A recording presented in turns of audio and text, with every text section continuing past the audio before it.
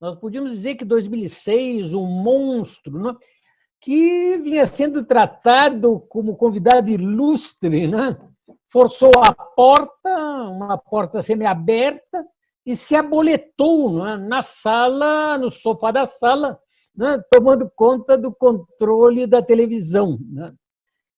E o monstro, né, trazia na mão um bode fedorento, né, que foi trocado em 2018 e que será substituído, espera-se, em 2022 ou antes. Né? Por quê? Né?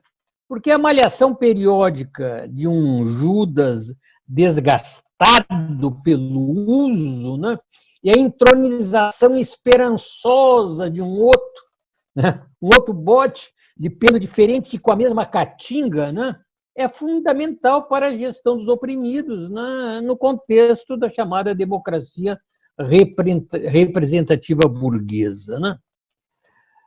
E eu chamo a atenção que a sucessão de presidentes golpistas, né,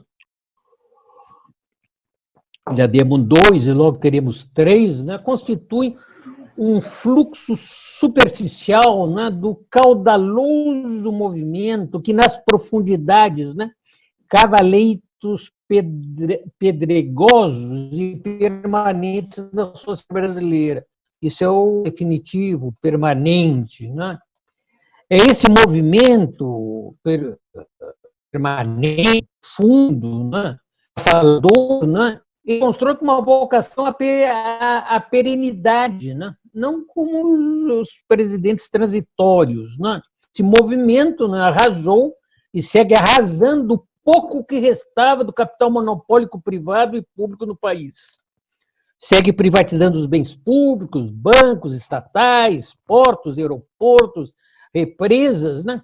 Tudo em favor do voraz imperialismo estadunidense, que é hoje o senhor do Brasil Novo, não é?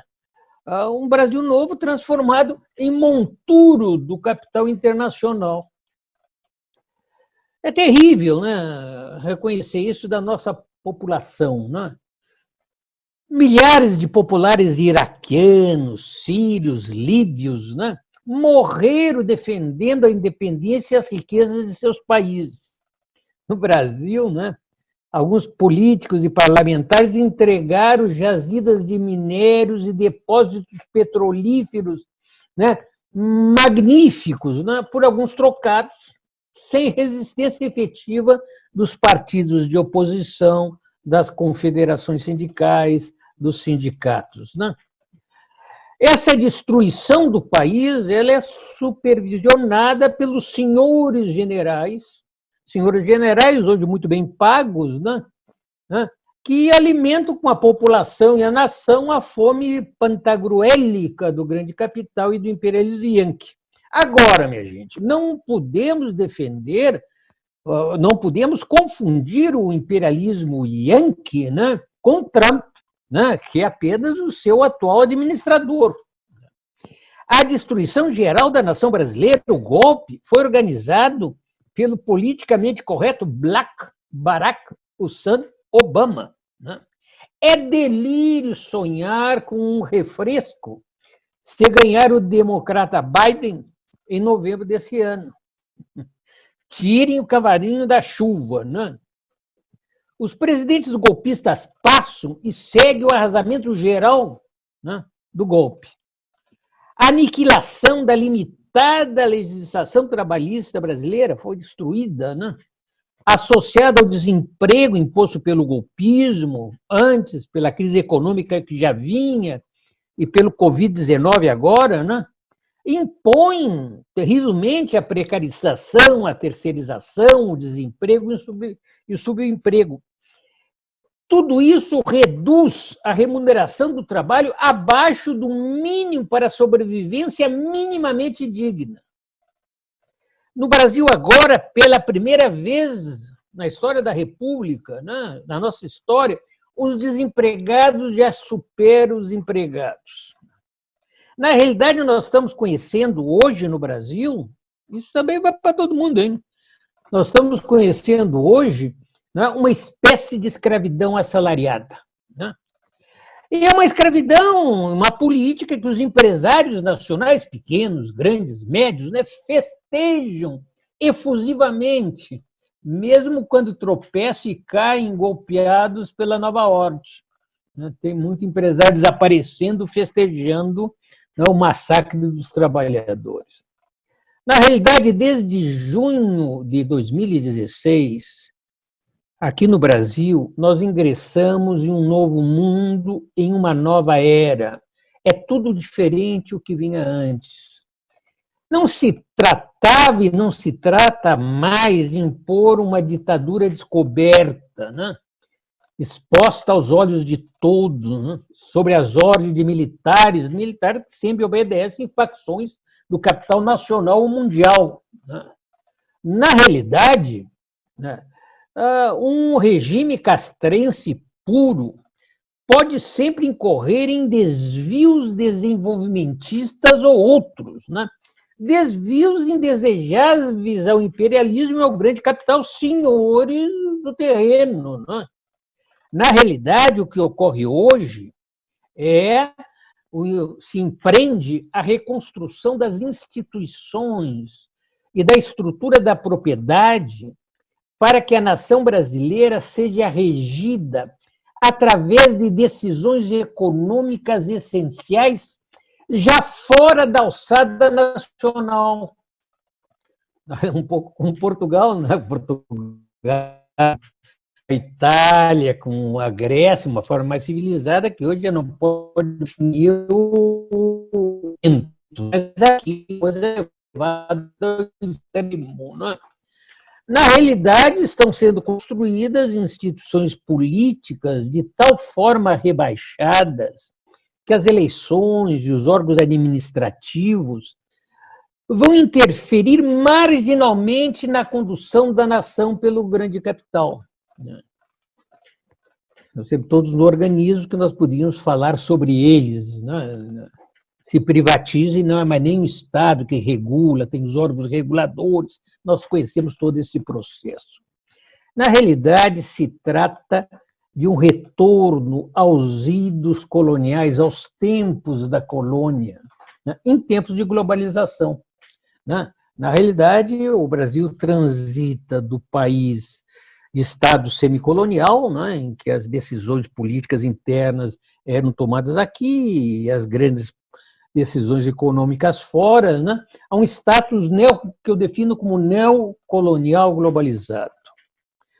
Um processo em acelerada implantação, através de legislação aprovada pelo parlamento, sob o silêncio e mesmo o apoio da chamada oposição. Nesse contexto, o Brasil entra na divisão internacional do trabalho como produtor de manufaturados de baixo valor agregado e, sobretudo, né, como país exportador de minerais, petróleo, proteína animal e grãos, sob o controle mundial do grande capital. Né? Ou seja, o Brasil se transforma num mero anexo do grande capital imperialista, sobretudo estadunidense. Né? É anacronismo, no ordem ditatorial aberta, como lá do Chile, como nós tivemos antes, né? Na vigência de parlamento e de justiça elitistas, antipopular e antinacional, representantes de interesses pessoais, corporativos, completamente estranhos aos interesses nacionais. Não tem razão para ter uma ordem ditatorial, né, quando nós estamos construindo uma legislação que garanta a segurança jurídica, como se fala sempre, da apropriação das mais diversas esferas do país, apropriação pelo grande capital, no relativo à produção, aos serviços. Né? Não tem sentido de golpe quando nós temos a criminalização e penalização financeira da oposição. Né? Agora, né, fala muito, multa. Né? Quando nós temos o enquadramento da liberdade de expressão por uma legislação judiciária, né, e, sobretudo, pela monopolização dos grandes meios de divulgação, monopolização dos meios tradicionais, jornais, rádios, televisão e os meios emergentes, né? WhatsApp, Facebook, nós estamos vendo o que se transformou essa metamorfose que nós tivemos nos últimos anos, né? Por essas e outras razões, não há possibilidade de golpe bolsonarista no Brasil. Isso aí é balela, né? Os membros do alto comando das Forças Armadas, né, tem que compreender essa gente, tem que estudar essa gente. Se consideram príncipes fardados, príncipes predestinados a proteger uma versão elitista da nação brasileira, protegê-la do povo, de um povo minorado, né, que eles consideram formado por índios, pardos, negros e malandros, como o Mourão, o general Mourão, deixou claro, né, há poucos meses, né? Esses generais, eles praticam uma hierarquização rigorosa, né, segundo os padrões deles, né? Eles têm diversos níveis, né?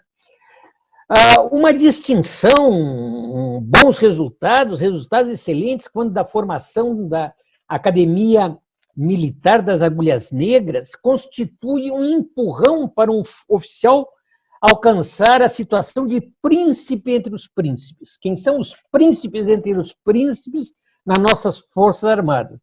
São os generais de 4 estrelas da ativa, né?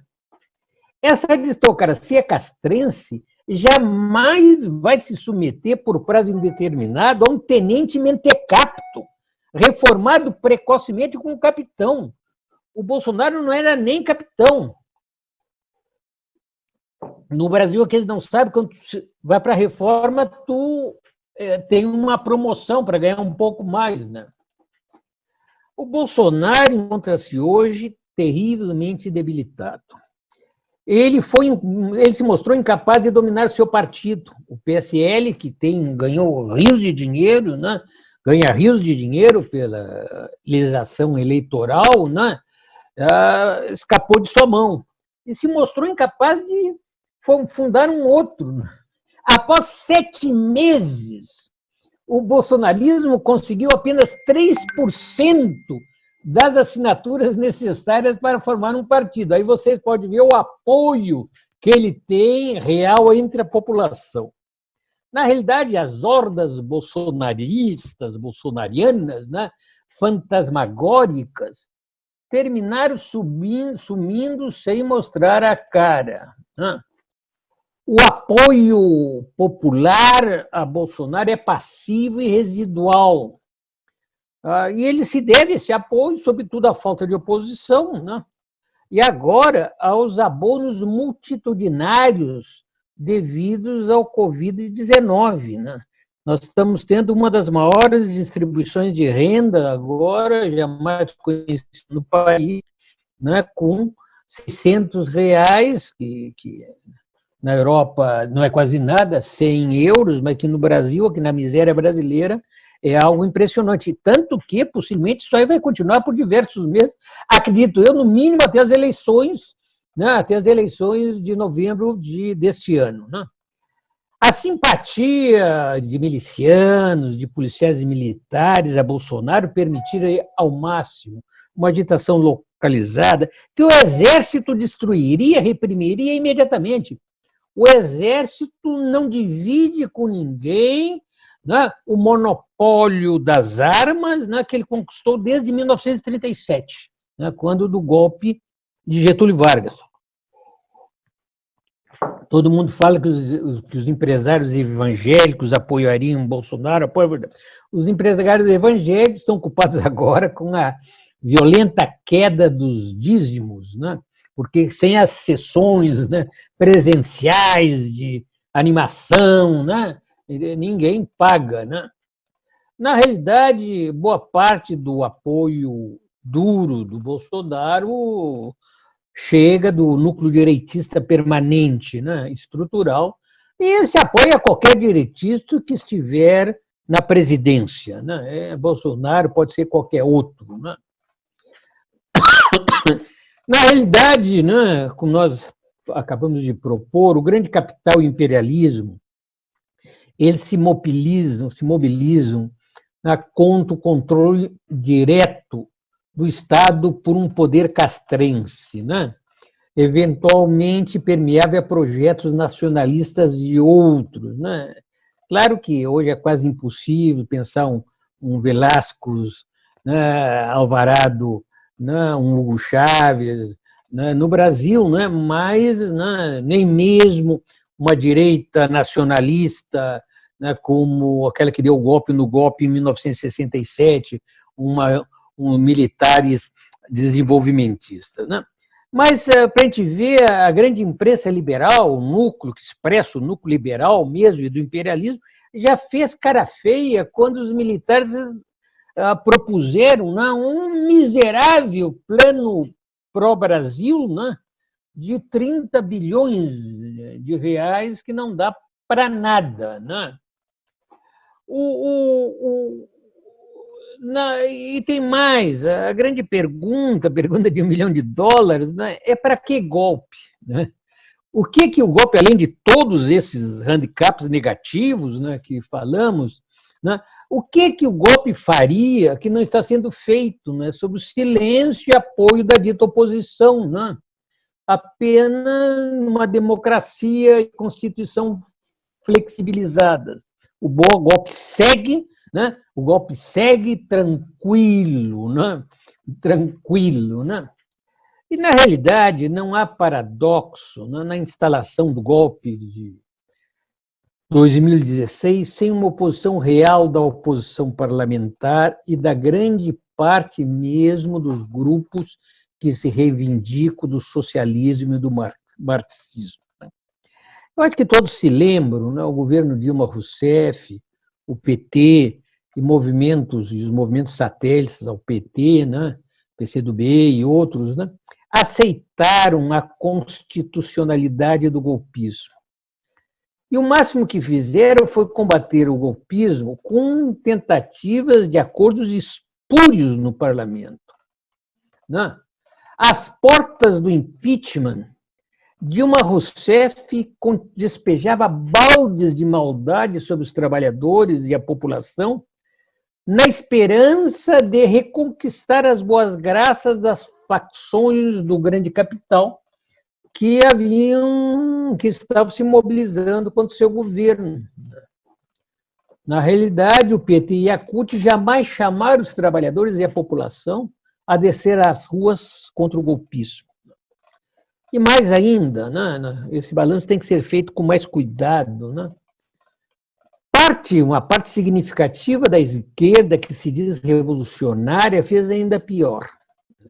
O PSTU, essa organização trotskista ligada à LIT, né, apoiou por negativo golpe, propondo que o golpe não existia.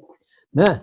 Aí, igual que grupos do PSOL, como o MES, da Luciana Genro, a CST do Babá. A direção do PSOL manteve-se neutra, impassível, né, esperando crescer com a crise do PT. O PCB negou-se ir às ruas, propondo que o governo era colaboracionista, o que era certo, né? Mas se esquecia que o golpe era contra os trabalhadores e o país, e não contra Dilma. Né? É interessante, eu consegui agora uma postagem, né, um youtuber pessimista e neo-stalinista, Jones Manuel, muito conhecido aqui no Brasil, né? Postagem de 2 de abril de 2016, semanas antes do golpe. Né? Ele mostra ali, ele com os companheiros que estavam na rua, não para prestar qualquer apoio ao governo do PT, estou citando, e sem entrar na histeria do golpe. O golpe que 2 semanas depois estava estourando. Né? Na verdade, na oposição incondicional ao golpe, né, talvez apenas o pequenino PCO, o MST, né, se via as bandeiras do MST, populares e militantes esparsos, né, em geral por iniciativas próprias. Né? Quando é entronizado o primeiro governo golpista, o de Temer, né, quando começa o início do ataque à Previdência, um ataque terrível, né, e ao ensino universitário público, né, e a população começou a fluir em numerosas ruas, né, e nós fizemos com sucesso uma greve geral de 27 de abril de 2017, né? Quando estava tudo indo contra o golpe, quando o governo Lula da Silva gritou em 26 de agosto, né, do mesmo ano, 17, em Salinas, Minas Gerais. Salinas é terra de uma cachaça ótima, né?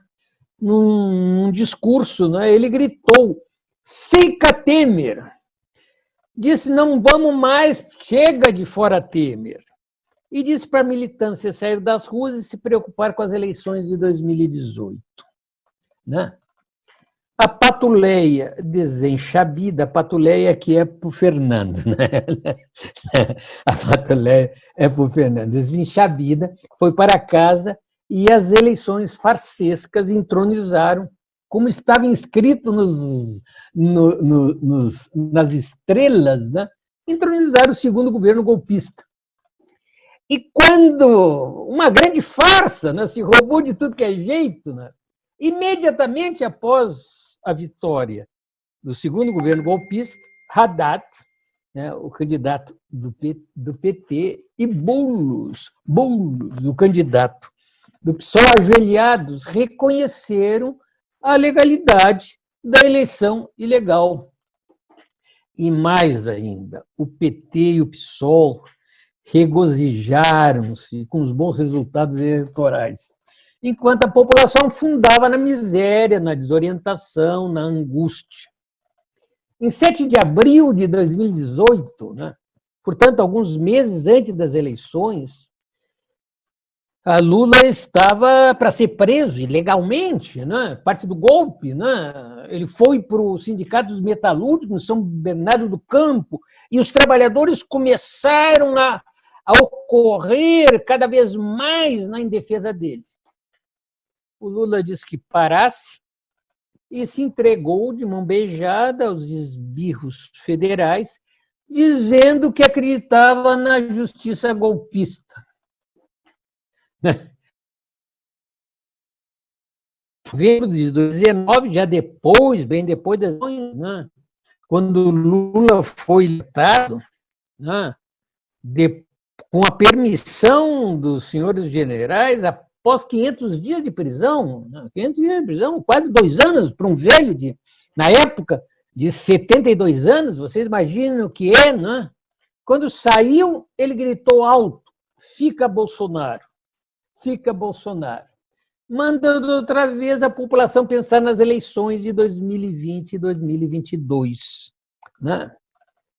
Portanto, né, em 1º de janeiro de 2019, quando foi empossado o ogro, né, a chamada oposição, com as poucas exceções minúsculas de sempre, a oposição denunciou histérico o perigo fascista que espreitaria na volta da esquina a população brasileira. Primeiro, propôs: olha, vamos deixar baixar a poeira.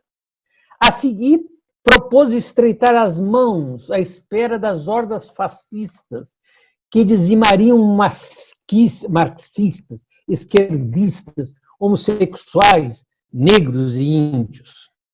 O que mais se fez foi cursos sobre o fascismo na Alemanha, o fascismo na Itália, né, o fascismo em Portugal, grandes discussões, né, foi ou não foi fascismo em Portugal, né?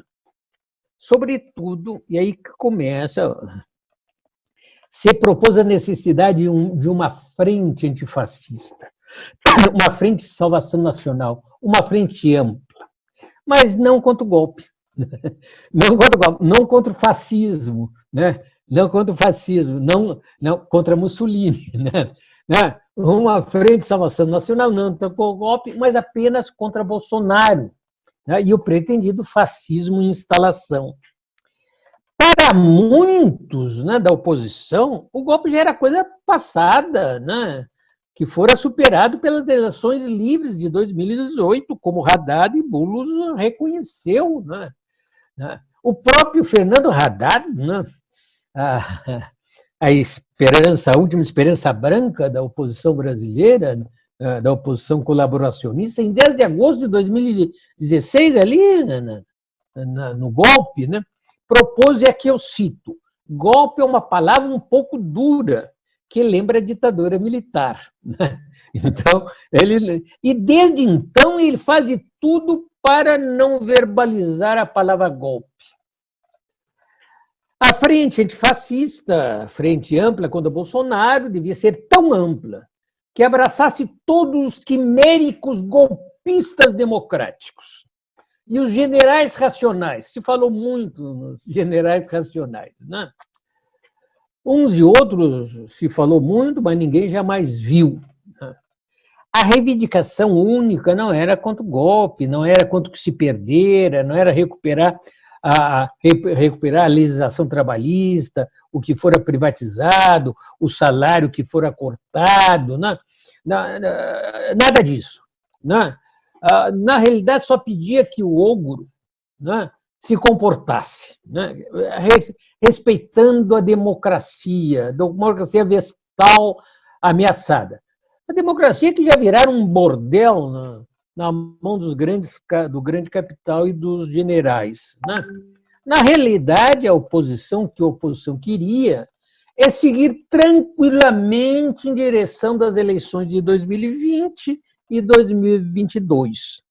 Tudo para reeleger vereadores, prefeitos, governadores, deputados, senadores que seguiriam jogando para a torcida, vestindo a camisa do MDB, da nova ordem liberal autoritária globalizada. O MDB foi o partido da oposição consentida durante toda a grande parte da ditadura de 64.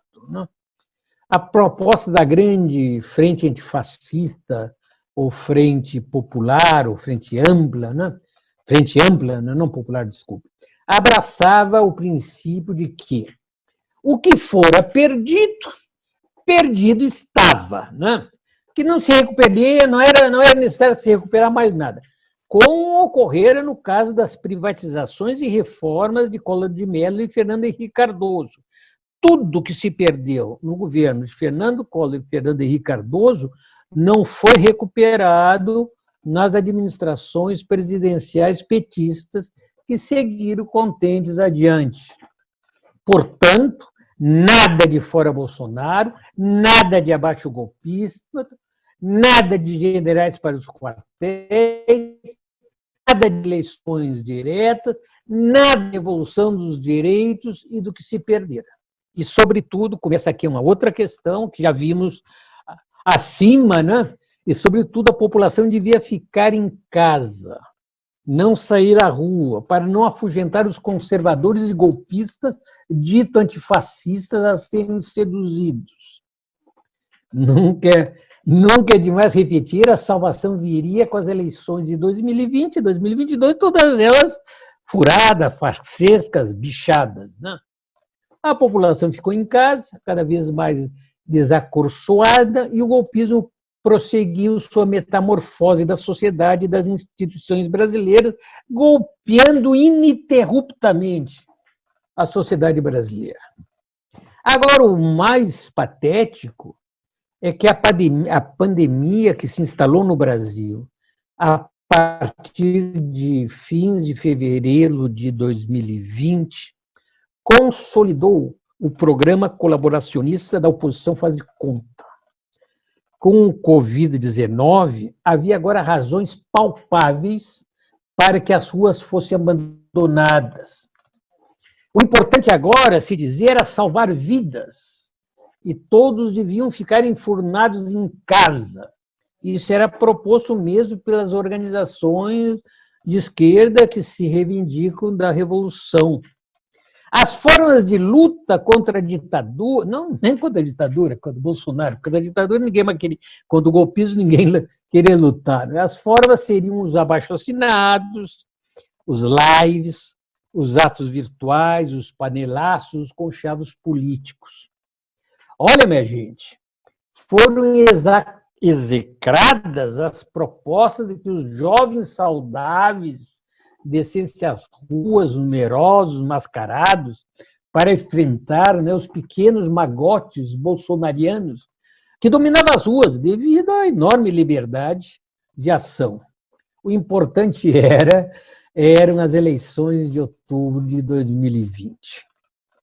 Muito bem, em 25 de março de 2020, estamos nos aproximando de agora, né, construindo-se a tal de frente ampla, né, exclusivamente anti-Bolsonaro, PT, PSOL, PCdoB, PCB, Rede, anunciaram apoio às instituições, aos governadores estaduais, municipais, às entidades de classe, às organizações de sociedade civis, às lideranças religiosas, prefeitos que agiriam corajosamente com o coronavírus.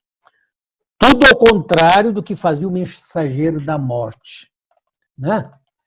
Na realidade, aquela declaração de março defendia ampla convergência contra a insensatez de Bolsonaro e união em defesa da vida dos brasileiros e da democracia. Portanto, minha gente, o problema não era a política do presidente. O problema não era a política dos generais. O problema não era a política do grande capital nem do imperialismo. O problema era a falta de equilíbrio pessoal do analfabeto funcional. Governadores como Dória, o Itzel, que são verdadeiros bandidos, né? Bandidos do tipo que nós só temos aqui no Brasil, né? Que pouco faziam e muito encenavam, foram apresentados pela oposição, essa oposição bem comportada, né, como administradores responsáveis, racionais, humanitários. Em início de abril, o golpista João Dória, né, foi cumprimentado pela ação anti-Covid-19 por Lula da Silva, né? E aí o Dória devolveu os afagos ao ex-presidente, né? Mas esse contubérnio, né, foi pouco diante do que se preparava. Vamos um pouco adiante. Em 1º de maio, né, nós já estamos agora próximos, na sexta-feira, participaram de um comício virtual, porque não se podia ir para a rua. O FHC, né, o exterminador do futuro, como é chamado aqui, né, Rodrigo Maia, né, o presidente golpista do Congresso, Marina da Silva, o Eduardo Leite, né, o matador de professores do Rio Grande do Sul, né, junto com Lula da Silva, Dilma Rousseff, Gleisi, né, a Fernando Haddad, Flávio Dino, Manuela Dávila e toda a cáfila, né? O Boulos abandonou o bonde, né, na última parada devido à gritaria da esquerda, né, por aquela confraternização indecente com os massacradores da população brasileira no Dia dos Trabalhadores, no Dia Internacional dos Trabalhadores. O ato não teve repercussão nenhuma, né? Mas deu um passo mais adiante em direção à construção da frente ampla, né? Que propunha, como já vimos, a normalização política do golpismo, com a acomodação e mesmo apoio às transformações estruturais que o golpismo impulsionava. Entretanto, a questão se radicalizou no Brasil. O negacionismo de Bolsonaro e seus ministros, do alto comando das Forças Armadas, né, sob a pressão empresarial e do imperialismo estadunidense, né, agudizou extremas contradições sociais, políticas, sanitárias, né, mesmo no contexto da inação da dita oposição. A proposta da luta pelo fim do governo Bolsonaro e do golpismo, né, começou a ganhar força, né, independente da oposição, dos partidos da oposição, né? E jovens começaram a ir combater nas ruas os pequenos magotes de bolsonaristas, que foram expulsados das ruas, né? Em 21 de maio, né, vendo que a coisa estava indo para lá, a totalidade dos partidos que se reivindicam de esquerda, aí a totalidade, né, entregaram ao morfético Rodrigo Maia, presidente do Congresso, mais um pedido de impeachment o PCB, PCO, PSTU, o P. O P é um novo partido aqui de linha albanesa, né, de filosofia albanesa, né? Isso além de dezenas de organizações associadas, né? Mas esse pedido se dava no sentido da frente ampla. Esse pedido trazia imbricado, aí tem que compreender os companheiros, né? Sobretudo aqueles que não são do Brasil, né? Trazia imbricado a proposta de destituição do presidente e sua substituição pelo general Mourão, o vice-presidente. O vice-presidente tão ilegal como o Bolsonaro. E essa proposta, né, já fora verbalizada por diversos oposicionistas, como Flávio Dino, governador, né, do Maranhão, em início de abril de 2020. Ele diz: oh, seria bom que o Mourão substituísse, né, o Bolsonaro. Né? Na realidade, se propunha a legalização da ordem golpista e de suas práticas passadas, presentes e futuras, sempre em troca da substituição do golpista desequilibrado por Mourão, que é um político fino, inteligente, maneiroso. Né? Mourão aceita a homossexualidade masculina, não é contra o aborto, né? Mas está comprometido até as medulas dos ossos com a submissão total do nosso país ao grande capital internacional. Né? Sem mobilizações multitudinárias, né? Mesmo legalizando o golpe, o impeachment tratava-se de iniciativa formal, né? A parte das firulas da oposição que seguia jogando e joga ainda apenas para a torcida. Já que não há possibilidade de ser apresentado ao parlamento, o presidente do parlamento não aceita, já tem umas 30 pedidos, né? E muito menos ser aprovado, sobretudo, sem a licença explícita dos generais. Na realidade, era mais um movimento, uma proposta para garantir eleições tranquilas em 2020. Em 27 de maio, né, os partidos e movimentos que haviam assinado o pedido de impeachment, o PSTU pulou fora, né, em uma plenária virtual, né, de mais de 300 participantes, propuseram para o dia 13 de junho, né, nós estamos cada vez mais próximos, sábado, numa manifestação nacional virtual. Né? Ou seja, cada um em casa gritando diante do seu computador à espera das eleições de 2020. Na realidade, essas propostas expressam muito, né, a constituição social da esquerda brasileira, né, formada, sobretudo, por facções das classes médias assalariadas, né, as classes médias, em geral capazes de se manter em quarentena. Né? Enorme parte do povo trabalhador brasileiro jamais sairia das ruas, né? Indo para o trabalho, grande parte da produção nunca parou, né? Ou correndo atrás do trabalho. Né? Entretanto, já nas semanas anteriores, em Porto Alegre, São Paulo, Brasília e Rio de Janeiro, né, núcleos auto-organizados de jovens começavam a descer corajosamente às ruas, né, como nós vimos, para pôr com sucesso fim às capengas, carreatas de manifestações de bolsonaristas. Elas praticamente quase acabaram. Né? Essa era uma política impulsionada pelo PCO, entre outros pequenos grupos. Né? Sobretudo, né, essa política de desmobilização, de desmoralização da população, que devia ficar em casa, né, ela foi questionada duramente, né, pela explosão das manifestações em centenas de cidades dos Estados Unidos, com a morte, em 5 de maio, né, de George Floyd, um cidadão negro, né, imobilizado até o sufocamento, né, um troço terrível, né, por policiais em Minneapolis. Né. A realidade é visões concomitantes a plenária, queria todo mundo computador. Né. E não é que dá mais um passo adiante. Nessa feira, 21 de maio, né, surge o primeiro manifesto, Estamos Juntos. Né. O manifesto avançou o movimento de repopulação da burguesia antifascista. Né?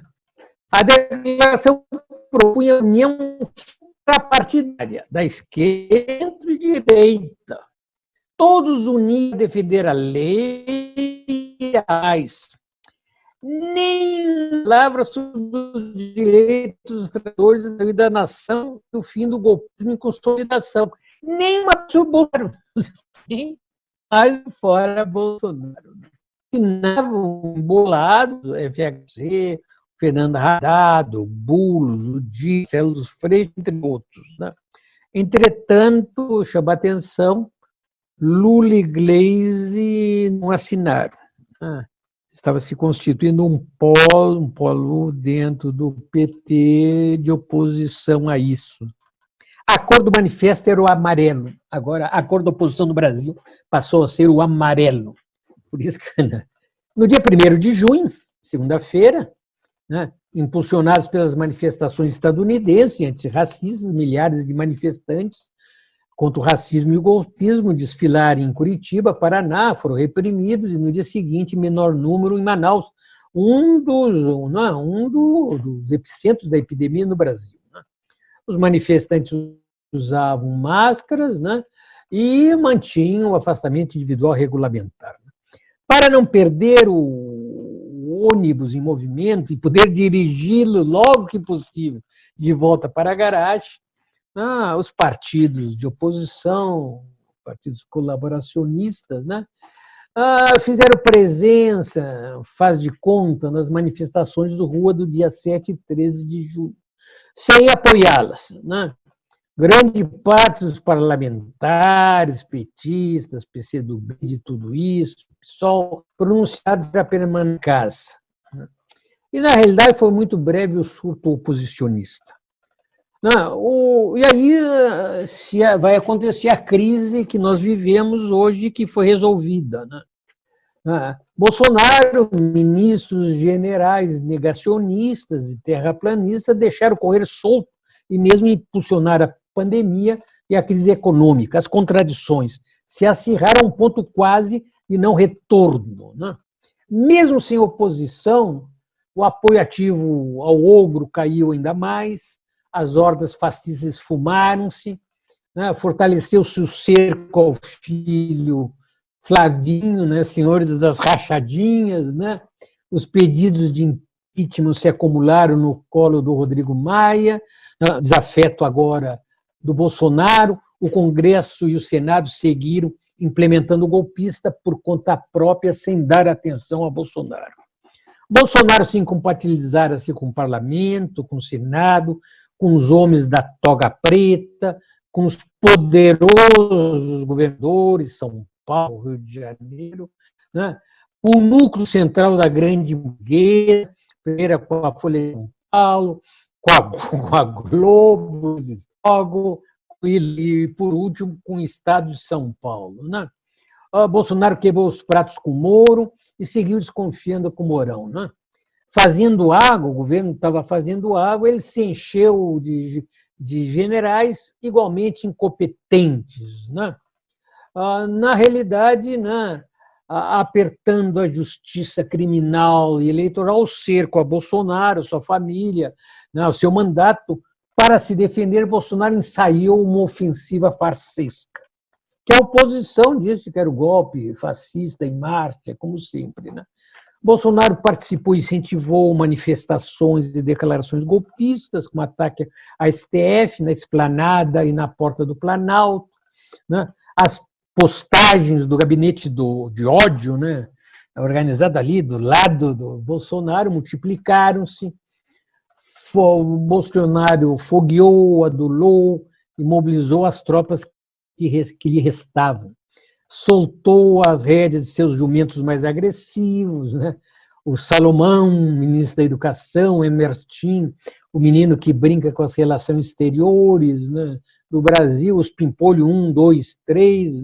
Bolsonaro não lembra o nome dos filhos, ele chama 01, 02, 03.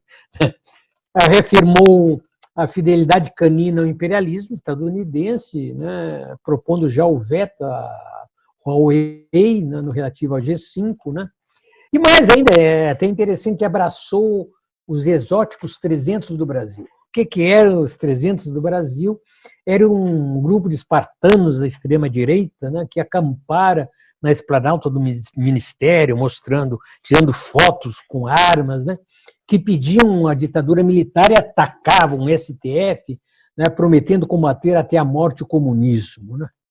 Na falta de um Leônidas Tupiniquim, né, os 300 do Brasil eram comandados por uma gordinha histriônica, né, ex-feminista, com um curso rápido de introdução ao fascismo na Ucrânia. Né? Na Ucrânia agora é o centro, né, que tomou o codinome de Sarah Winter. Na realidade, os 300 do Brasil seriam apenas 30. Né? Chegou um grupo de policiais lá, deu uns gritos com eles debandaram, né? E a Leônidas terminou por alguns dias no Chilindró, sem que ninguém rosnasse, sem que nenhum bolsonariano rosnasse no país. Bom, o Bolsonaro bombaleando, né? Era golpeado pelo STF, que cerrava as filas, né? Avançando as investigações sobre as fake news e as agressões aos seus ministros. Em 18 de junho, Fabrício Queiroz, né, uma peça-chave, né, na inculpação, né, das acusações do filho de Bolsonaro, né, pelas rachadinhas, de se apropriar dos salários dos seus funcionários do gabinete quando era deputado estadual no Rio de Janeiro, né, foi preso em São Paulo, escondido na moradia do advogado da família de Bolsonaro. O mito desmaiado, né, aguentava-se apenas sustentado pelos senhores generais. Né? Mesmo comandando o governo e orientando as instituições do Estado, os generais não queriam mostrar mais a cara. Ainda mais porque, né, crescia e cresce a insatisfação da população com a proliferação de falados no governo federal. Né? É algo novo. Né? Os militares estão perdendo, né, prestígio, sobretudo entre as classes populares. Né? E, por outro lado, essa oposição a Bolsonaro, não ao golpe, né? A grande imprensa começava também a estar criticando os militares para... Né? Não podendo deixar o governo Bolsonaro escorrer pelo ralo, os generais falaram grosso mais uma vez, né? Esclarecendo quem manda no país, que não tem democracia no país, porra nenhuma. Né? O movimento de força dos generais registrava, porém, fraqueza. Atenção, pessoal, em 12 de junho, né, em nota, Bolsonaro, o vice-presidente, o general Mourão, e o ministro da Defesa, o general Fernando Azevedo, declararam em forma quase explícita que as Forças Armadas não aceitavam impeachment do presidente pelo Congresso ou cassação da chapa Bolsonaro-Mourão pelo Tribunal Superior Eleitoral. Ou diz, não tem. Isso aí, o poder aqui, o grande poder, o poder real somos nós. No mesmo dia, o ministro da Secretaria do Governo, o general Luiz Eduardo Ramos, né, recomendou à oposição não esticar a corda. Agora, minha gente, não foi apenas por covardia que as altas instituições, STF, Congresso, né, involucradas, diminuídas, né, achincalhadas, né, na declaração castrense, e a própria oposição, não foi por nada que eles responderam apenas com os resmungos. Isso aqui é o centro do que eu gostaria de propor. Né? A declaração militar, né, trazia imbricada a aceitação da proposta de frente única. Né? Ou seja, né, a oposição aceita o golpe, né, aceita e... Né, os militares controlam o chupa-cabras, né, Bolsonaro, né, que foi enquadrado pelos generais. Sendo assim, as eleições se realizariam, postergadas de um mês, né, elas foram postergadas para novembro. Né. Imediatamente, a proposta farsesca de fora Bolsonaro fica Mourão foi engavetada, né? E as facções, logo, as facções políticas burguesas, né? Logo, né? Atraídas, alimentadas, né? Pelos atos colaboracionistas, passaram a donar da frente ampla, da direção da frente ampla.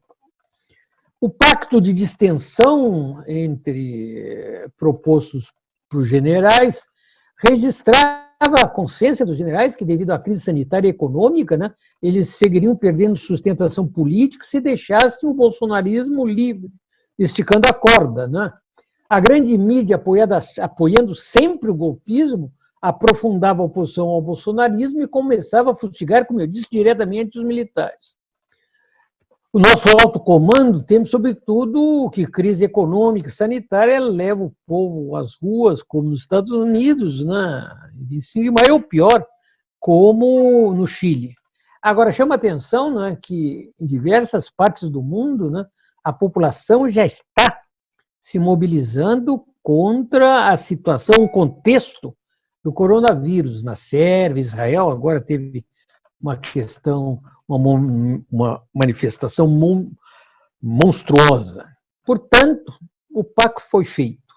Em 17 de junho, 6 dias após a declaração castrense do Fica Bolsonaro, Fábio Farias, o genro do Silvio Santos, né, era empossado no novo Ministério das Comunicações. E no seu discurso de posse, ele pediu a pacificação para combater o drama nacional do Covid e defendeu a importância da liberdade de imprensa. Tudo isso diante do Bolsonaro negacionista e janta jornalista. No dia seguinte, né, Abraham Weintraub, né, o ministro da Educação, né, um terraplanista, né, um olavista, né, endoidado, né, anunciou sua demissão e, temendo ser preso, né, por ter, né, ofendido o STF, saiu correndo, fugido para os Estados Unidos, onde vai assumir uma boquinha na direção do Banco Mundial. No mesmo dia, então, para você, nós tivemos, na verdade, quase uma reforma ministerial. No mesmo dia, Bolsonaro anunciou um economista, né, Carlos Docatelli da Silva, um oficial retirado da Marinha, negro, né, portanto, muito identitário, né, liberal extremado, mas um homem cheio dos dedos nas relações interpessoais, institucionais, e um homem cheio de diplomas. Né. Na realidade, ele foi afastado ao se descobrir, né, que os diplomas eram praticamente todos falsos. Né. E ele foi afastado não por ser negro, né, como está se dizendo aí, né, porque os tempos era outro. Né. Terminou sendo empossado ontem um pastor presbiteriano, Milton Ribeiro, ligado diretamente ao ensino primário, Mackenzie, mas também longe do olavismo, do terraplanismo. É só um liberal extremado. Né. E, na realidade, agora Bolsonaro está sendo pressionado para depor o Ernesto Araújo, das Relações Exteriores, e o Ricardo Salles, do Meio Ambiente. Né? Estão sendo duramente questionados pelas repercussões econômicas e diplomáticas dos seus atos e declarações olavistas. Né? Os filhinhos de Bolsonaro calaram a boca, né? Chegaram a balbucionar a necessidade de pacificação. Carlinhos, né, o 03, assustado com a revelação, o Facebook, deve ter a mão aí de alguém, né, revelou os perfis falsos, né, que o Planalto estava organizando, né, durante toda a campanha, né, e ele chegou a sugerir agora, pela mídia, a possibilidade de se mudar para os Estados Unidos. Né. O Olavo, lá nos Estados Unidos, se fechou em copas, né. E, na realidade, né, o olavismo recua, mostrando falta de autonomia estrutural, né, e também os generais temem, né, a derrota eleitoral de Trump, em novembro. E é interessante que agora começou a ocorrer aí a possibilidade da constituição de um partido, movimento de extrema-direita, né, com o ex-ministro da Educação, Ernesto Araújo, Sarah Winter, os 3 filhos do Bolsonaro, né, o Olavo, né, como direções alternativas ao Bolsonaro. Então, há uma certa ruptura. Algo de difícil, né, a não ser que alguma facção do capital internacional apoie nessa proposta. Né?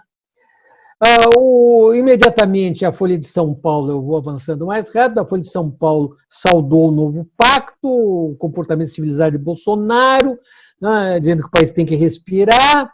Né? Os articulistas da Folha de São Paulo começaram a festejar a pacificação. Né?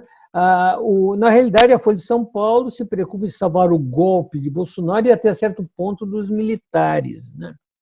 O STF também recuou, mostrando a boa vontade com Bolsonaro, bom menino, já mandou o Queiroz, que estava preso, para casa, rejeitou investigações sobre o general Heleno. Né?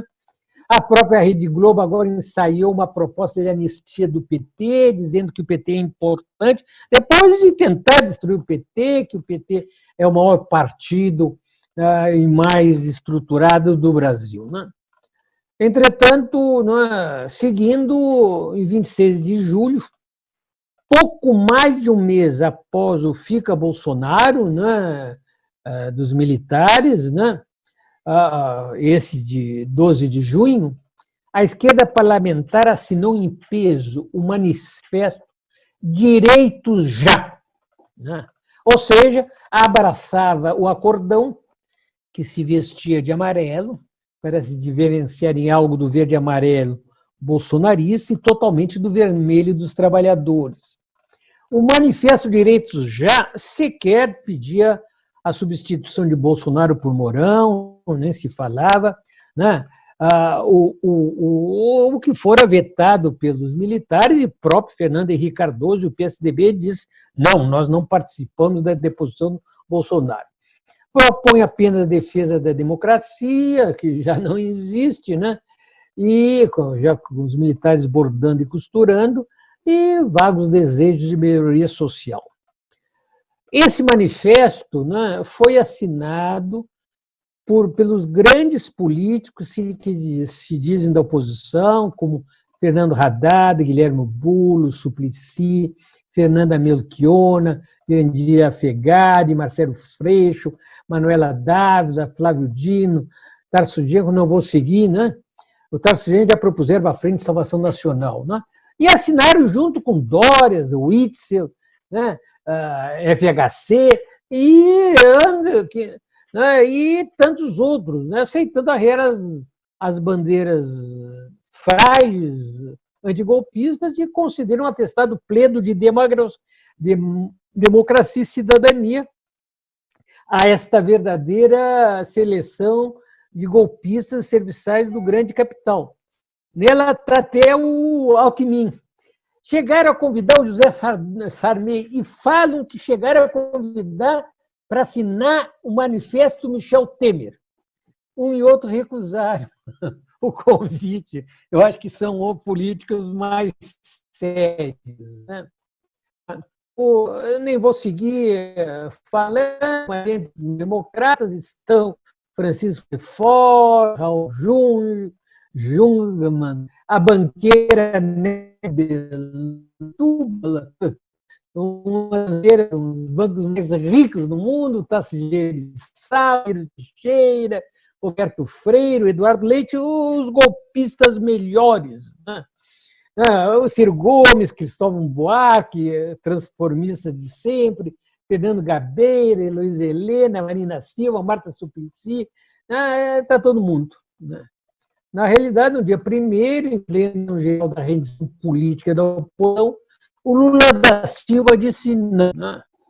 Ele disse, nesse bonde não subo. E como foi atacado agora por toda a grande imprensa, porque ele disse que, no manifesto, com razão, não se fala do direito dos interesses da trabalhadora.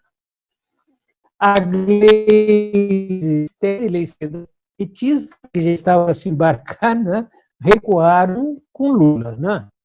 Não, o Lula defendeu que o PT quer um impeachment de Bolsonaro para que o país seja governado para os interesses dos trabalhadores brasileiros. Ele quer dizer governado pelo PT, segundo as visões dele, né?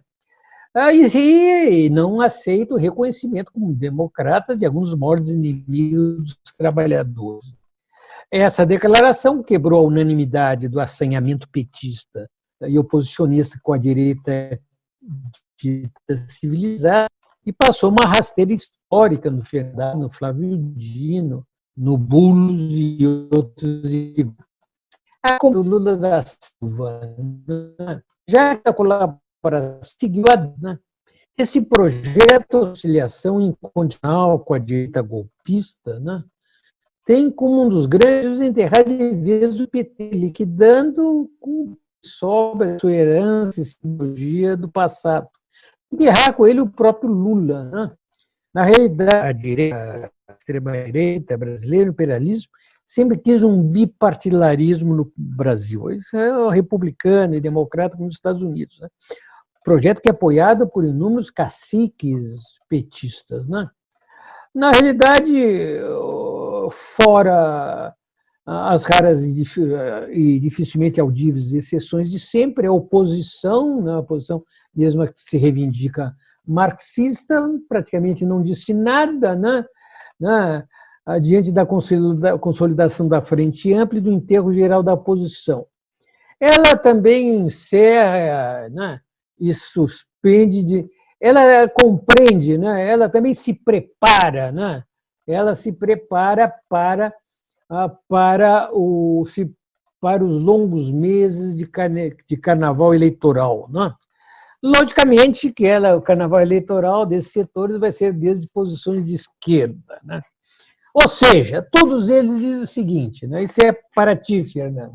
Navegar não é preciso. Eleger vereadores e prefeitos, isso sim que é preciso. A consolidação da frente ampla fortaleceu também o deslizar de organizações que se reivindicam do socialismo e da revolução. Estou concluindo, né? Mas eu queria fazer uma pequena reflexão mais estratégica. Nas últimas décadas, né, organizações ditas da esquerda revolucionária, e mesmo muitas que se reivindicam do marxismo revolucionário, do trotskismo, né, apoiaram subjetiva e mesmo objetivamente movimentos imperialistas. Né? Aplaudiram a intervenção na Síria, na Líbia, na Venezuela, em Cuba, né? Mais próximo, negaram, né? E não raro apoiaram o golpe de 2016, né? Defenderam a ação do Moro, da Lava Jato, né? E assistimos agora o apoio ativo ao colaboracionismo da Frente Popular. Então, um exemplo que me marcou muito, né? O Valério, todos aqui conhecem, ex-porta-voz do PSTU, de companheiro de militância meu, é hoje dirigente da tendência à resistência do PSOL. Em artigo recente, ele serviu-se da o que ele diz impertinência de uma faixa em defesa da revolução e da luta do proletariado, em 14 de junho, na Avenida Paulista, levantada pelo... Pode ser imprudente, mas cada um tem direito de levantar a faixa que quiser. Né? Mas ele serviu para isso, para desancar os militantes que pedem para Mourão e se negam a participar da aliança com as dissidências, o que ele chama de dissidências burguesas. Dissidências burguesas que ninguém jamais viu, mas que o Valério Arcari jura que existe. E mais ainda, ele promete que se nós nos abraçarmos a ela, nós dividiremos o campo do inimigo de classe. Né? Tática que ele diz extremamente necessária, né? Já que função de confinamento, em que trabalhadores oprimidos podem se expressar ambas. Né? Na realidade, nos últimos meses, exceções de sempre, né, a tendência à resistência tem se destacado pela orientação que todos permaneçam em casa para salvar vidas. Né? Valério e esses setores não conseguem ver os milhões de trabalhadores oprimidos, né, que permaneceram nas ruas batalhando pela sobrevivência, né, como nós vimos, e que se nós não formos para a rua, nós não derrubaríamos o golpe que continuará destruindo o país. O Gando Valério possível, a palavra dele, a maioria do Congresso, mesmo sem aprova o impeachment. E na continuação da lei, que ele define como esquerdistas, né? Porque propõem que derrubar Bolsonaro e deixar o Mourão, né? Que derrubar Bolsonaro e Mourão só é possível com a ação dos trabalhadores, né? Esses esquerdistas como nós defendem entronizar o vice, né? Reconheceria a legalidade e fortalecer o golpe, né? Agora o Valério se mobiliza quando a prévia na escola do candidato PSOL para São Paulo e aposta suas fichas na candidatura de Boulos de Erundina, Boulos que acaba de se abraçar para dar atestado de moderação e colaboração com FHC, Alckmin e toda a corja, né? Na realidade, né, os grandes partidos parlamentares, né, que se propõem de esquerda na oposição, PT, PCdoB, sobretudo, né, há décadas, participam da administração do país segundo a necessidade de grande capital, né, distribuindo apenas migalhas aqui e ali para a população. Não tem nada de novo nesse apoio ao golpismo, né?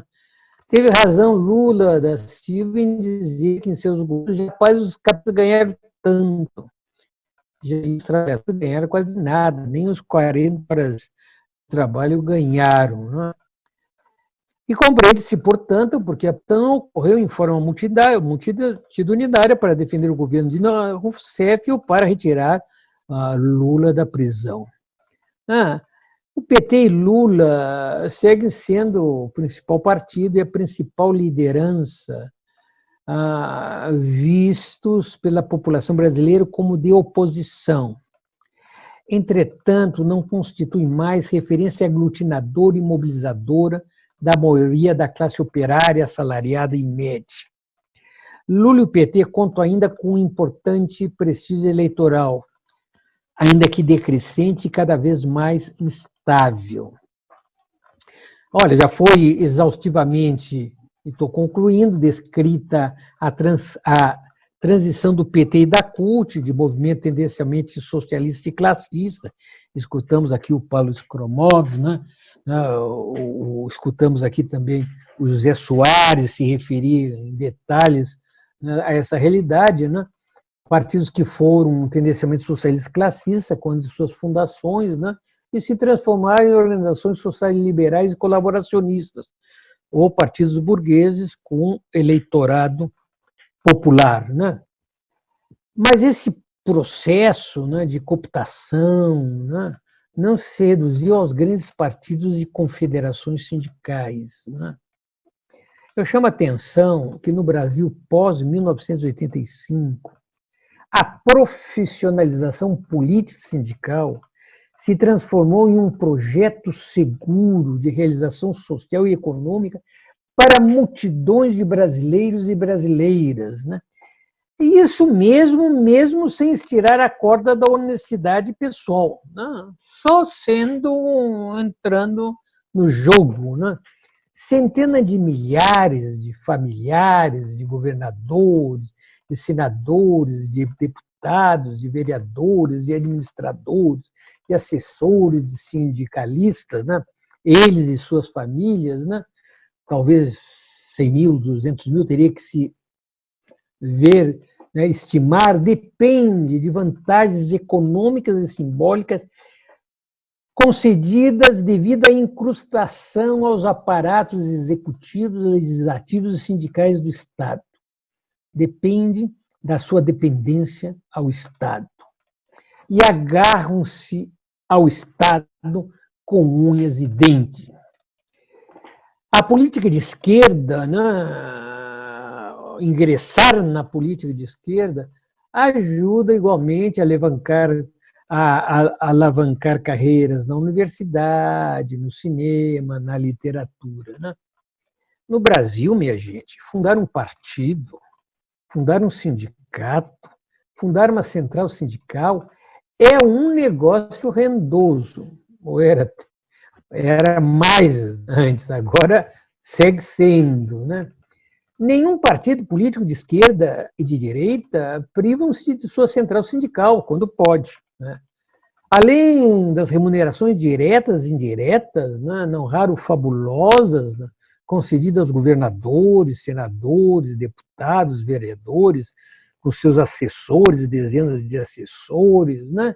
Os partidos são irrigados com enormes somas dos chamados fundos eleitorais.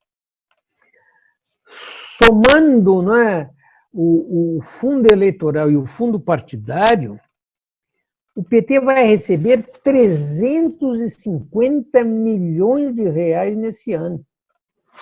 O PSOL vai receber quase 80 milhões de reais esse ano, minha gente. Né? Marx dizia, né, a existência determina a consciência. Né?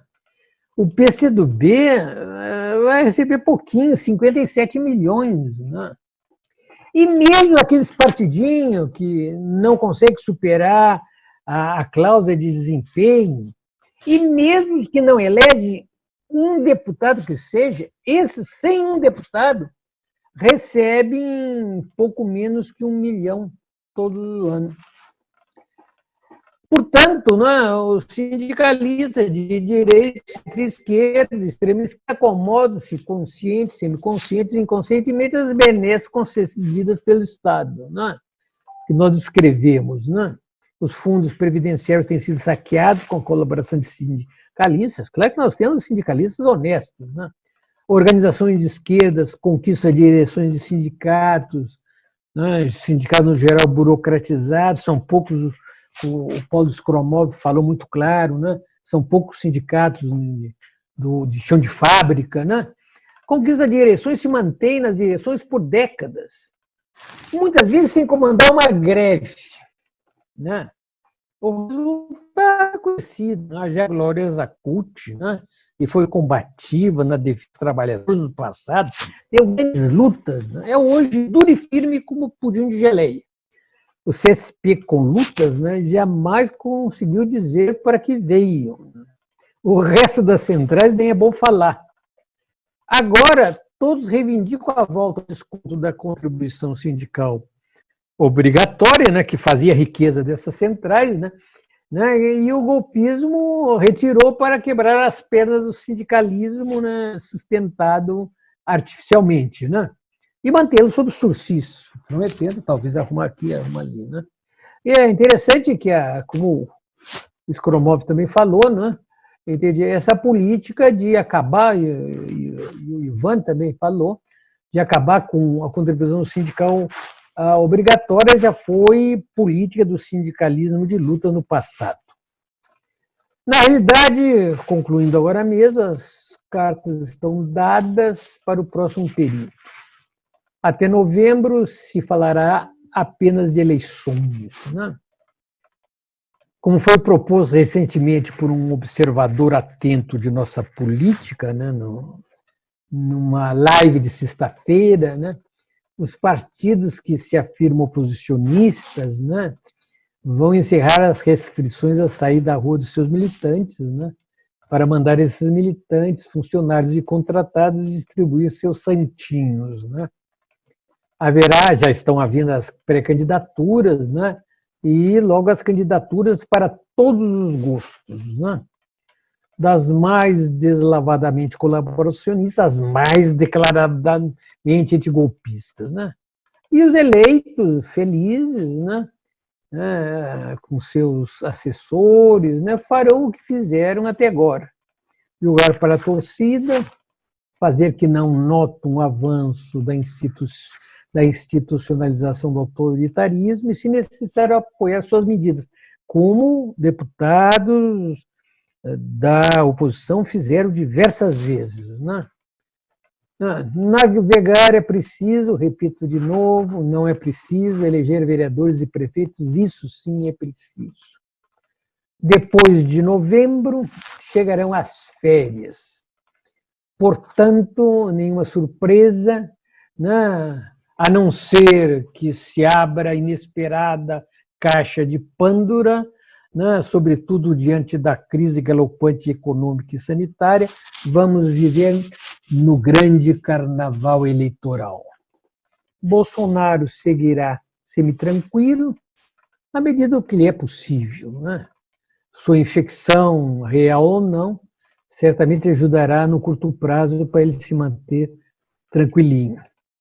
Mas nós sabemos, né, mas ele sabe que segue, que prossegue, né, preventivamente as investigações sobre os crimes eleitorais, sobre as fake news, sobre a rachadinha do filhinho, né? E a grande imprensa está assinalando que sabe que ele fez também rachadinhas quando deputado, né? A grande imprensa alivia a barra de Bolsonaro, mas promete mantê-lo sob o cabestro curto. E o complicado é que ele não pode romper totalmente com suas bases, né? E tem que alguma coisa fazer sempre em favor dela, né? Por exemplo, votou o uso das máscaras em ambiente fechado, né?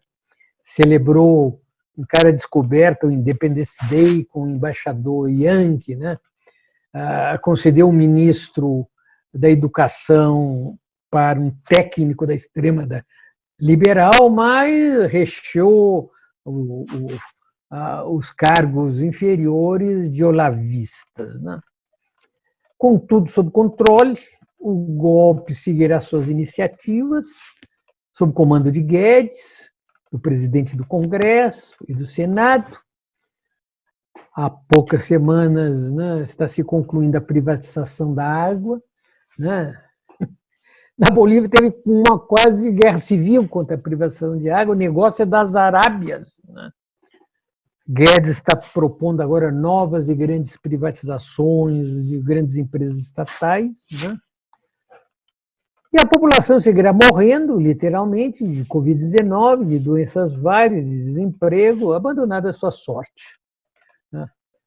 Concluído, diria, né, que a população encerrada no Coliseu imenso e terrível que se transformou no nosso país, né, literalmente é devorada pelas feras selvagens do desemprego, da cores dos partidos da oposição, gritam nas arquibancadas histéricos: vota, vota, vota. Será isso, e desculpe o longo dessa, faltou-me tempo de ser breve, como disse Vieira. Olha, eu acho que agradeço todas as considerações, né? Eu gostaria de agradecer ao Alexandre ter lembrado daquela belíssima discussão sobre a guerrilha, né, no Partido Socialista Brasileiro, uma ótima discussão, né? Eu queria também responder que fora do nexo central dessa discussão mais sobre o Brasil, né, do Jorge Magaciche, né, o querido camarada Jorge Magaciche, camarada de militância meu lá no Chile, né, que na realidade o Bolsonaro, os desmandes do Bolsonaro terminaram rompendo as próprias ligações que ele tinha com a extrema-direita europeia, né, com a extrema-direita polonesa, com a extrema-direita que ele tentou, ensaiou, não é, com a extrema-direita italiana, não é? Com a extrema-direita da Hungria, né? Todos esses setores já rejeitaram o Bolsonaro, se afastaram dele, né? Ele continua mantendo os contatos com um setor, né,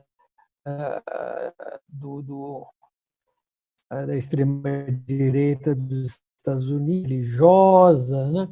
Mas não se viu ele não conseguiu, como não conseguiu dar um movimento aqui no Brasil, por além, né, das aparências, né, ele também não conseguiu articular uma política internacional. O PT fez ali o Fórum de São Paulo, ele não conseguiu fazer o Fórum da Terra Plana, né?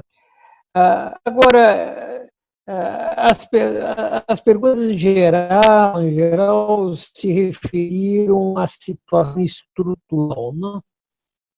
Eu chamaria a atenção, né, que essa análise nacionalmente, nós teríamos que fazer, alguém chamou a atenção, nós teríamos que ver a partir da situação internacional. Né? O movimento operário, o mundo do trabalho, conheceu uma derrota histórica, né? Que foi assinalada com a vitória da contra-revolução, né, capitalista internacional, que levou à dissolução da União Soviética e dos países operários, né, em torno dos anos de 91. Essa foi uma derrota que se arrastou, que se assaiou por todo mundo. Né? Desapareceram os grandes partidos operários, os meios reformistas, os grandes sindicatos, né? E isso resultou, né, num que nós fomos de uma era da Revolução, né, dos anos 70, 80, Revolução Portuguesa, Revolução Chilena, Venezuela, Angola, Moçambique. Nós saímos de uma fase, de uma era revolucionária e entramos numa era contra-revolucionária. Nós vivemos hoje uma era contra-revolucionária. A principal, chama a atenção ao Wagner sobre isso, né? A principal característica é que é uma crise de subjetividade. Né? Os trabalhadores, mesmo quando chegam, se aproximam objetivamente do poder, eles não conseguem realizar uma objetiva do poder, uma subjetiva. Né? Na Argentina, nos últimos anos, eles derrubaram os governos, tomaram a Casa Rosada, né, abordaram, né, e entregaram o poder de volta às classes dominantes. Né? A mesma coisa aconteceu em forma um pouco diversa na Venezuela, a mesma coisa aconteceu no Equador, a mesma coisa aconteceu na Bolívia, né? Então há esse problema de uma necessidade de uma refundação, entende, do mundo do trabalho, né? Que é uma refundação, né, organizacional e subjetiva. Eu acho que o problema é muito grave. Nós vimos o imenso esforço da Grécia, né, que estiver tão próximo, e eu acredito que é muito difícil essa refundação sem uma vitória do mundo do trabalho substancial em alguma parte. Acho que a Grécia chegou lá, né, mas fracassou, traição, como nós sabemos. Né? Então, esse processo é um processo mundial. O querido companheiro Fernando Rodrigues lembrou esse processo que se envolve em Portugal. Nós podemos desenvolve da desagregação da esquerda, que se lamenta que a Nara ache que isso é um pessimismo. Isso é uma realidade objetiva que se desenvolveu igualmente aqui na Itália, né? A Itália é onde já teve o maior partido comunista do mundo, hoje a esquerda comunista que é residual, né? E grande parte da classe trabalhadora, como na França, vota com a direita, né? Porque a direita é anti-globalização, um problema complexo que também nós teríamos que discutir, né?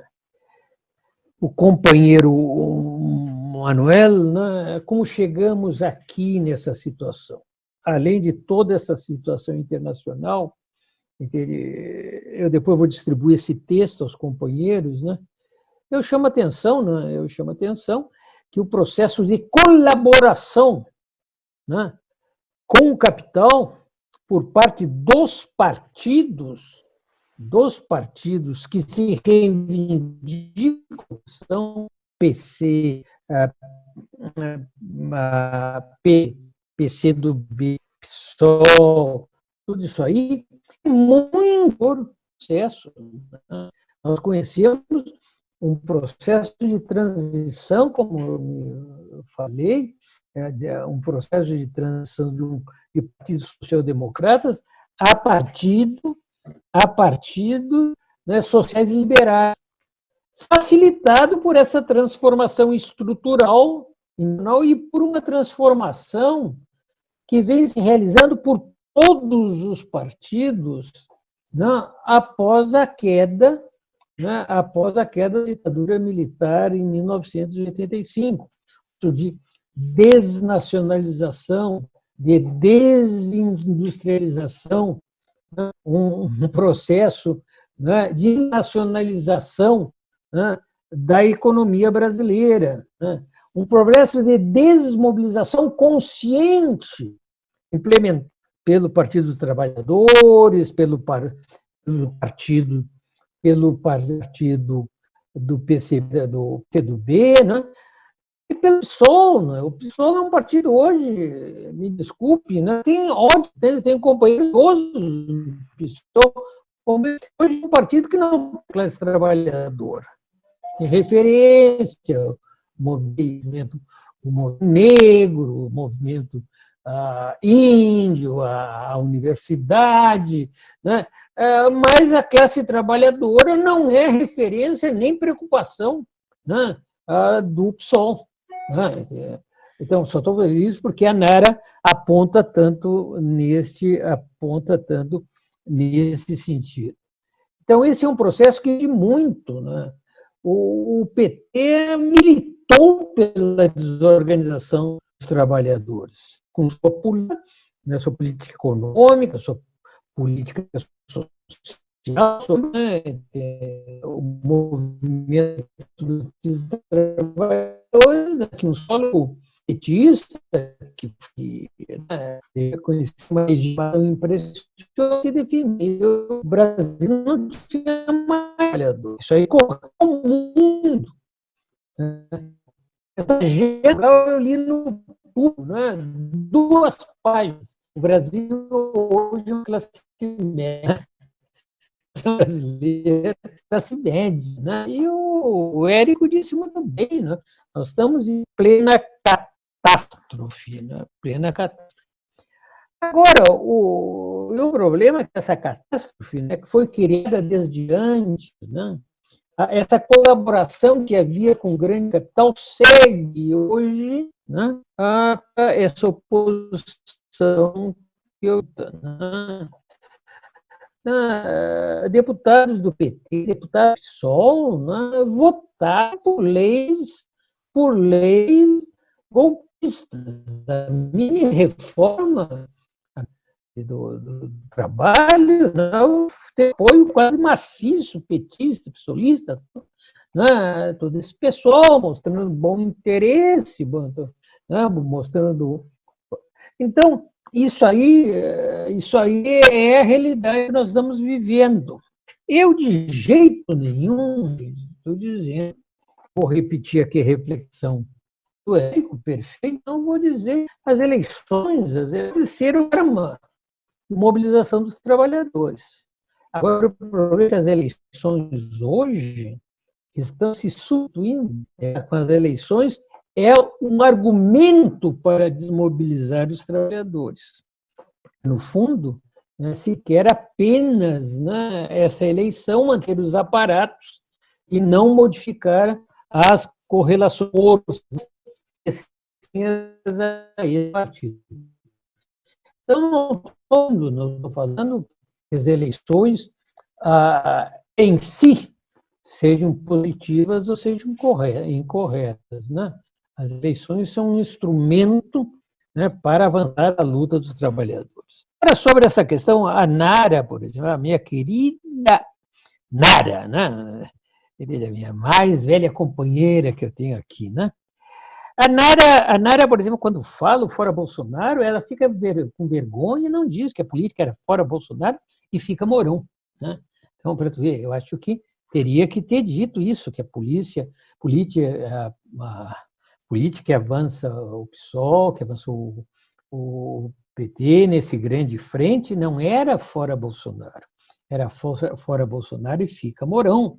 Né? Não se gritava, não se mobilizava a população pelo fim, pelo fora Bolsonaro, pelo fora Mourão, para a volta dos generais aos quartéis, pela devolução da legislação trabalhista, né? Pela devolução das empresas estatizadas, por um aumento rápido e preciso do salário mínimo, pela destruição de 40 horas, por um programa que arme os trabalhadores em geral. Os trabalhadores, a população não é cretina. A população, se ela conseguir, se ela receber um programa, né, ela vai criar nelas forças de emancipação. De emancipação. Mas não, mas o que estão falando agora? O que se propõe agora? O que vai se propor agora nessas eleições? Vai se propor nessas... E mais ainda, o Boulos, Boulos, ele dá uma saidinha na rua, mas ele se abraça com Fernando Henrique Cardoso. Ele se abraça com Fernando Henrique Cardoso. E ao se abraçar com o Fernando Henrique Cardoso, ele está dizendo para a população que esses criminosos, que esses bandidos são parte da política, que fizeram bem, que temos que esquecer tudo isso e temos que ir para as eleições. E temos que ir para as eleições. Então, na realidade, o primeiro grande elemento era armar um grande programa de autonomia da classe trabalhadora, tendo a classe trabalhadora como nexo central, como a centralidade da classe trabalhadora.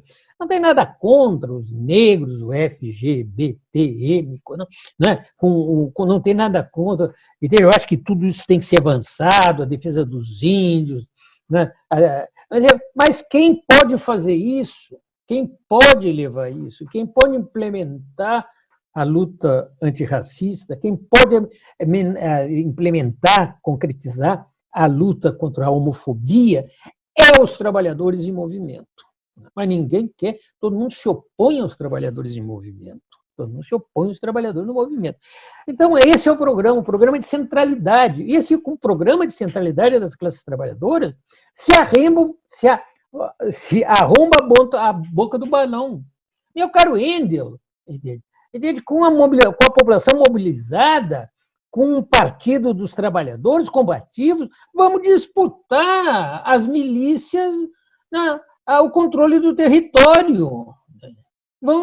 Vai ver se tinha vai ver se no Chile uma milícia entrava numa população e ficava na época antes do golpe. Ou nós não podemos fazer isso? E por que então que PSOL, PT, PCdoB, todo mundo quis tirar a população da rua? Quis tirar a população da rua. Agora, lá em Israel, teve quase 500 mil de pessoas na rua em Israel reclamando da situação que está. Na situação que está. Então, o problema é esse. Respondendo, a militância é uma coisa, a direção é outra. Eu descrevi ali, muito telegraficamente, o processo de corrupção das direções. Esse processo de corrupção das direções que levaram até a negar o golpe. A Luciana Genro fez uma defesa de coração aberto, do Moro, da Lava Jato, agente do imperialismo. E nós dizíamos que era agente do imperialismo, e ela dizia que nós éramos sectários isso, sectários aquilo. E agora está claro, que não só agente do imperialismo, como o FBI vinha aqui com o Moro, com Dallagnol, vinham aqui visitar, planejar as coisas, não lá nos Estados Unidos, no Brasil. Também responderia, primeiro não foi o PCO que levantou esse cartaz, essa faixa, em defesa da Revolução Socialista, que eu estou de acordo, em defesa da ditadura do proletariado. Eu acharia melhor que eles dissessem em defesa da democracia operária, né? Também estou de acordo. Se é pertinente, impertinente nesse momento, é uma discussão. Mas ninguém na esquerda tem que começar a propor ou proibir qual é o que tu vai levar na rua. Porque amanhã, como estão querendo fazer agora, né, já não vai poder levar a bandeira, né, a bandeira vermelha, não vai poder levar, porque a bandeira é amarela para fazer frente de todo mundo. Né? Então, esse é o processo que nós estamos. A nossa situação, eu acho que o Érico colocou bem, ela é um desastre geral. Não se trata, nós estamos vivendo transformações estruturais no país, né? Políticas, ideológicas, né? E desde que nós não barrarmos isso aí, vai ser, né? O Brasil vai se transformar num eixo, né, da barbárie, da contra-revolução, né, que vai pesar também em toda a América Latina, né, que vai pesar em toda a América Latina. Na realidade, não há dúvida nenhuma que é necessário reconstruir, né, uma esquerda a partir das classes trabalhadoras, né? Eu acho que Marx já dizia que a emancipação dos trabalhadores tem que ser obra dos trabalhadores. Eu acho que nós, intelectuais, podemos ajudar um pouquinho, né? Mas se os trabalhadores não tomarem o centro disso aí, entende? Nós vamos correndo direto para a barbárie, né? Eu só termino dizendo, né, que eu escrevi um longo livro, né, que já está na segunda edição, tem também foi publicado também em espanhol, né, Revolução e Contra-Revolução no Brasil, de 1500 a 2019, na segunda edição, né, que eu procuro, mesmo sinteticamente, são quase 400 páginas, mostrar a construção, esse processo, né, que nos leva até hoje, aqui no Brasil, com alguma referência internacional. Quem tiver interessado, né, me mande o seu e-mail, não vou poder mandar um exemplar, mas eu mando o miolo, né, eu mando o miolo do livro, né, ou em português, ou em espanhol, né, então, que pode acompanhar essa reflexão, né, que eu tentei fazer sinteticamente, centrando na coerência que leva, que vou terminando, na coerência que vai, né, desde a negativa de luta contra o golpe até o dia de hoje, né, em que se dissolve totalmente a centralidade da classe trabalhadora, né, e se passa para uma eleição, né, que é, também como o Érico colocou com muita pertinência, que é, né, não só a justificativa, mas o reconhecimento, entende, da legalidade da situação ilegal, né, que nós estamos vivendo. Seria isso. O meu e-mail é maestre1789, a Revolução Francesa, @gmail.com. Quem quiser ler isso aí, me mande, eu mando-me outro, né? E aí vai ter muito mais detalhes, né, dessa realidade que eu coloquei agora. Muito obrigado, né, e agradeço as perguntas e os questionamentos, né, dos meus dois camaradas aqui da centro-direita, na esquerda. O Wendel, meu grande camarada, lá no PSTU. Desculpe, assim, na Convergência, gloriosa Convergência Socialista. E a Nara, minha companheira desde, nem digo o ano para não nos deixarmos envergonhados. Érico. Obrigado, maestre. Esclarecedor tuas observações finais, eu acho que respondeu para alguns companheiros. Eu queria convidar todos os companheiros que assistiram, tanto aqui dentro do estúdio, do Zoom, quanto os companheiros que assistiram pelo Facebook, a seguirem conosco. Domingo que vem tem mais. Agradeço a todos e um bom domingo, um bom final de semana para o final de semana para todos, e a luta continua.